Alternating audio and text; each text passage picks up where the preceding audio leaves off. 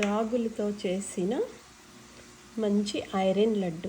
దీని రెసిపీ ఇప్పుడు మీకు క్లియర్గా చెప్తాను చూడండి. ముందుగా రాగుల్ని 2 రోజులు నీళ్ళల్లో నానబెట్టుకోవాలి. తర్వాత శుభ్రంగా కడిగేసి ఒక క్లాత్ తీసుకొని ఆ రాగుల్ని ఆ క్లాత్లో వేసి 2 రోజులు ఒక టప్పర్వేర్ బాక్స్లో పెట్టాలి. తర్వాత దానికి స్ప్రౌట్స్ వస్తాయి, మొలకలు వస్తాయి. ఆ వచ్చిన రాగుల్ని మనం దోరగా వేపుకోవాలి. వేపి పక్కకు పెట్టుకోవాలి. తర్వాత 1 కప్పు పల్లీలు, 1 కప్పు నువ్వులు, 1 కప్పు ఓట్స్, ఇవి కూడా అన్నీ దోరగా వేపి పక్కకు పెట్టుకోవాలి.